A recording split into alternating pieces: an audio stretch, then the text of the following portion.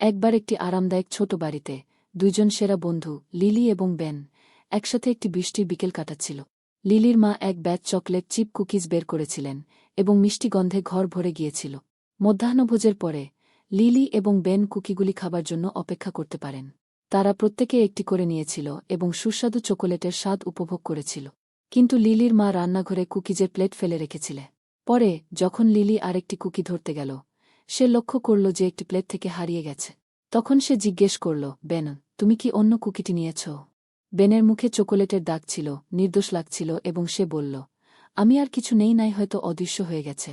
Lily কৌতুক করে চোখ সরু করে ফেলল। কারণ দেখে মনে হচ্ছে তোমার মুখে অনেক চকলেট আছে। ঠিক তখনই লিলির দুষ্টু বিড়াল হুইস্কার্স রান্নাঘরে ঢুকে পড়। লিলি এবং বেন বিড়ালের পথ অনুসরণ করেছিল এবং দেখল একটি কুকির টুকরো তার থাবাতে আটকে আছে। লিলি এবং বেন হাসিতে ফেটে পড়ল। বেন হাসতে হাসতে বলল, আমার ধারণা হুইস্কার্স ছিল কুকি চোর। লিলি মাথা নাড়ল, এখনও হাসছে। মনে হচ্ছে হুইস্কার্স চকোলেট চিপ কুকিজের লোভ প্রতিরোধ করতে পারেনি। তারা হুইস্কার্সকে তার পুরস্কার রাখতে দেওয়ার সিদ্ধান্ত নিয়েছে এবং বাকি কুকিগুলি একসাথে উপভোগ করেছে, এটি জেনে যে এমনকি সবচেয়ে লুকোচুরি চোরও সুন্দর হতে পারে। এবং তারপর থেকে যখনই একটি কুকি নিখোঁজ হয়, তারা সর্বদা প্রথমে হুইস্কার্সের প্রিয় লুকানোর জায়গাগুলি পরীক্ষা করবে।